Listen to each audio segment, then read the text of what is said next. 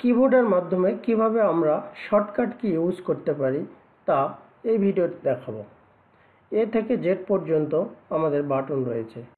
কন্ট্রোলের সঙ্গে এই বাটনগুলোকে আমরা ইউজ করতে পারি। যেমন কন্ট্রোল এ, সিলেক্ট অল। আমরা যদি কন্ট্রোল এ চাপি তাহলে পেজের যত অবজেক্ট আছে, যত লেখা আছে সবগুলিকে আমরা সিলেক্ট করতে পারবো। একটা পেজের ভিতরে যত লেখাই থাকুক না কেন কন্ট্রোল এ চাপ দিলে আমাদের সবগুলো লেখা সিলেক্ট হয়ে যাবে। মাইক্রোসফট ওয়ার্ডের একটা পেজে যতগুলো লেখাই থাকুক না কেন আপনি যদি কিবোর্ডের কন্ট্রোল এ চাপেন তাহলে সবগুলো একসঙ্গে সিলেক্ট হয়ে যাবে। এবার আমরা দেখব কন্ট্রোল বি, কিবোর্ডের শর্টকাট কি। কন্ট্রোল বি যদি আপনি চাপেন তাহলে একটা লেখাকে যদি আপনি সিলেক্ট করার পরে কন্ট্রোল প্লাস বি চাপলে ওই লেখাটি আপনার বোল্ড হয়ে যাবে।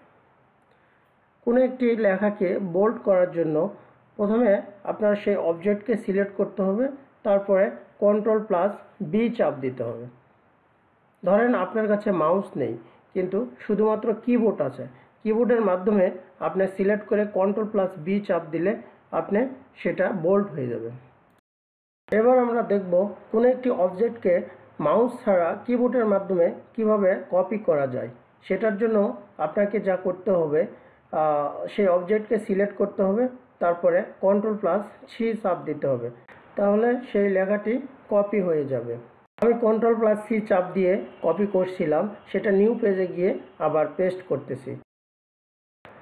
এমএস ওয়ার্ডের কোনো একটি লেখাকে আপনি যদি স্টাইল চেঞ্জ করতে যান, ফন্টের কোনো স্টাইল চেঞ্জ করতে যান, সেই ক্ষেত্রে কিবোর্ড শর্টকাট হচ্ছে কন্ট্রোল প্লাস ডি।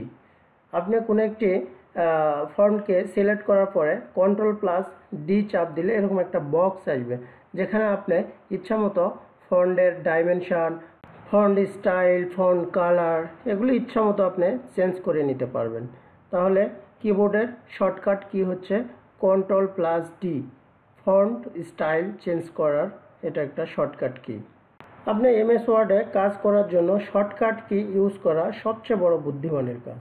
মাউস দিয়ে অপশনের ভিতর ঢুকতে আপনার টাইম কিল হবে, সেটা থেকে বাঁচার জন্য আপনি শর্টকাট কি ইউজ করতে পারেন। এবার আমি কথা বলবো কন্ট্রোল প্লাস ই নিয়ে। যে কোনো একটি টেক্সটকে আপনি সেন্টার পজিশনে নিয়ে আসার জন্য কিবোর্ডে কন্ট্রোল প্লাস ই চাপ দিলে সেই টেক্সটটি সেন্টারে আসবে। প্রথমে টেক্সটকে আপনার সিলেক্ট করতে হবে, কিবোর্ডের মাধ্যমে আপনি সিলেক্ট করতে পারবেন, তারপরে কন্ট্রোল প্লাস ই চাপ দিবেন কিবোর্ডে, তাহলে সেন্টার পজিশনে চলে আসবে। কোনো একটি অবজেক্টকে খোঁজার জন্য আপনার এমএস ওয়ার্ডে কন্ট্রোল প্লাস এফ চাপ দিলে ফাইন্ড অপশনটি আসবে। আপনি হাজার হাজার পেজ রয়েছে এমএস ওয়ার্ডের ভিতরে, তো সেখান থেকে আপনি একটি ওয়ার্ডকে খুঁজবেন। খোঁজার জন্য আপনার কন্ট্রোল প্লাস এফ চাপ দিলে একটা বক্স আসবে, সেখানে আপনি সেই ওয়ার্ডটি লিখলেই খুব সহজে সেই ওয়ার্ডটি আপনি খুঁজে পাবেন। আমি বক্সে ফ্লুইড লিখছি, ফ্লুইড চলে আসছে। এখন আমি লিখব মেথড। আমার এই পেজে যত মেথড আছে সবগুলোই সিলেক্ট হয়ে গেছে। এখন আমি কথা বলবো কন্ট্রোল প্লাস জি নিয়ে। Keyboard shortcut key control plus জি। এইটা চাপ দিলে একটা বক্স আসবে, সেখান থেকে আপনি পেজ নাম্বার ওয়াইজ খুঁজতে পারেন, অথবা আপনি একটি ওয়ার্ড দিতে পারবেন। সেই ওয়ার্ডকে আপনি খোঁজার জন্য এই বক্সে ওয়ার্ডটি লিখতে হবে প্রথমে, তারপরে গো টুতে চাপ দিলে আপনাকে সেখানে নিয়ে যাবে। ধরেন আপনার 10,000 পেজ রয়েছে, যেখানে আপনার লেখা আছে পাইল। আমি পাইল ওয়ার্ডে যাব, তাহলে আমি এখানে সার্চ বাটনে পাইল লিখলাম, লেখার পরে গো টুতে চাপ দিলাম। আমার পাইল যেখানে যেখানে আছে সেখানে আমাকে নিয়ে যাবে। এই যে আমার পাইলে চলে গেছি আমরা।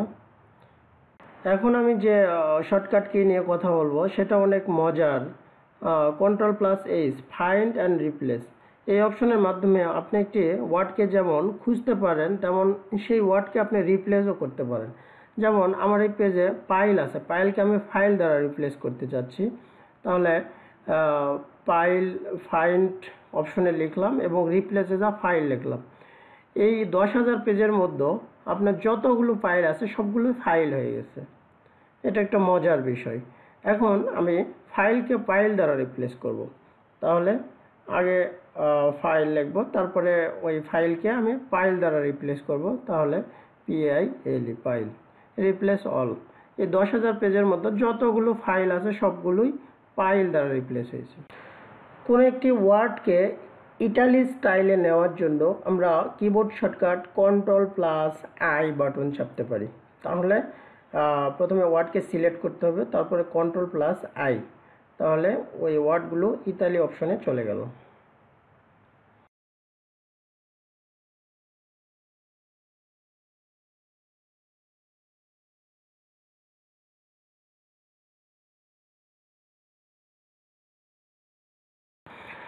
আপনি একটি লেটার লিখলেন, লেটার লেখার পরে সেইটাকে জাস্টিফাই করার জন্য কিবোর্ড শর্টকাট Ctrl+J চাপ দিতে হবে। জাস্টিফাই অর্থ হচ্ছে যে ধরেন আপনার 4-5টা লাইন আছে, সবগুলোকে সমানভাবে রাখার জন্য জাস্টিফাই অপশনটি ইউজ করা হয়।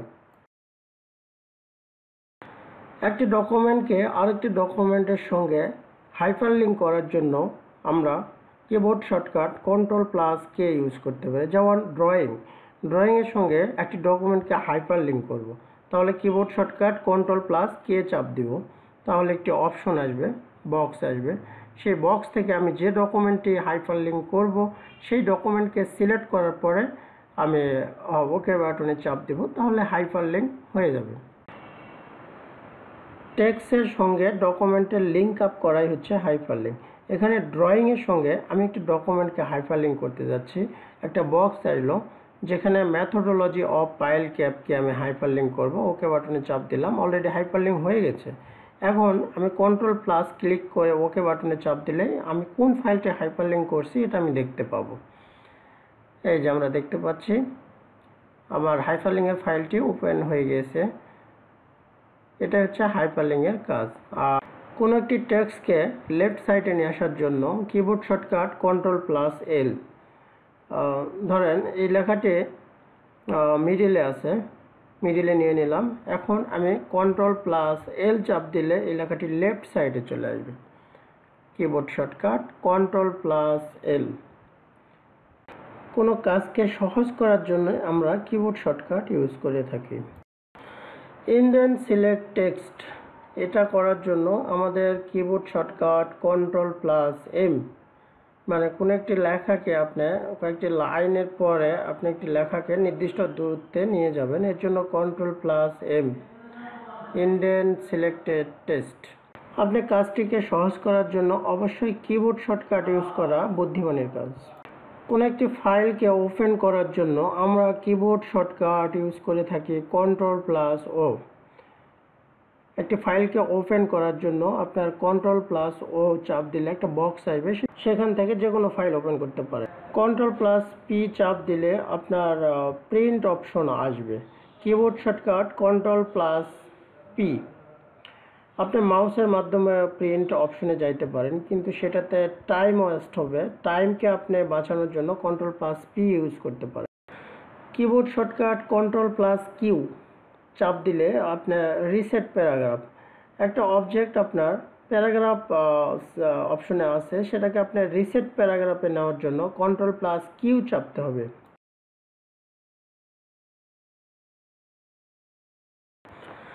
কোনো একটি টেক্সটকে অথবা লাইনকে যদি আপনি রাইট সাইডে নিতে চান, তাহলে রাইট অ্যালাইনমেন্টে নেওয়ার জন্য কিবোর্ড শর্টকাট Ctrl+R। Ctrl+R চাপ দিলে আপনার সেই লাইনটি রাইট সাইডে নেওয়া সম্ভব। একটা ডকুমেন্টে আপনি কাজ করলেন, সেটাকে আপনি সেভ দেবেন। বারবার সেভ দেওয়ার জন্য আপনার যেটা করতে হবে কিবোর্ড শর্টকাট Ctrl+S। Ctrl+S চাপলে আপনার সেভ হয়ে যাবে। Ctrl+T, indent after first line.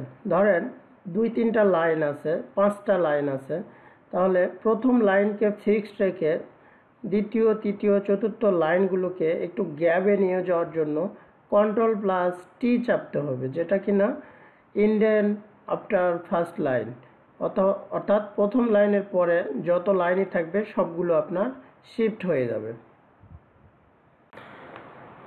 আপনার অবজেক্টের নিচে আন্ডারলাইন করার জন্য প্রথমে আপনার অবজেক্টকে সিলেক্ট করতে হবে, তারপরে কিবোর্ড শর্টকাট Ctrl+U চাপলে আপনার সেই অবজেক্ট কি আন্ডারলাইন হয়ে যাবে। কোনো একটি অবজেক্টকে কপি করার পরে কিবোর্ড শর্টকাট Ctrl+V চাপলে আপনার সেই অবজেক্টটি পেস্ট হয়ে যাবে। এমএস ওয়ার্ডের কোনো ডকুমেন্টকে কাজ করার পরে সেটাকে আপনি ক্লোজ করার জন্য কিবোর্ড শর্টকাট Ctrl+W, ক্লোজ এ ডকুমেন্ট, একটু বক্স আসবে যেখানে আপনি সেভ অ্যান্ড ডোন্ট সেভ অথবা ক্যান্সেল করতে পারেন। আপনি যদি সেভ করতে চান তাহলে সেভ চাপ দিতে হবে, সেভ না করলে ডোন্ট সেভ, এবং আপনি কিছুই করবেন না, ক্যান্সেল। কোনো একটি অবজেক্টকে অথবা টেক্সটকে কপি না করে আপনি কাট করতে চাচ্ছেন, মানে ওখানে রাখবেন না, তাহলে Ctrl+X, কিবোর্ডের Ctrl+X চাপ দিলে আপনার ওই অবজেক্ট কি কাট হয়ে যাবে। কিবোর্ড শর্টকাট Ctrl+Y চাপ দিলে রিডো হয়ে যাবে। আপনি কোনো একটি অবজেক্টকে আনডু করেছেন, তাহলে ওইটাকে আপনি রিডো করতে চাচ্ছেন, তাহলে কিবোর্ড শর্টকাট Ctrl+Y আর Ctrl+Z চাপ দিলে আপনার আনডু হয়ে যাবে। কোনো একটা অবজেক্ট রিডো হয়ে গেছে, তাকে আনডু করার জন্য Ctrl+Z।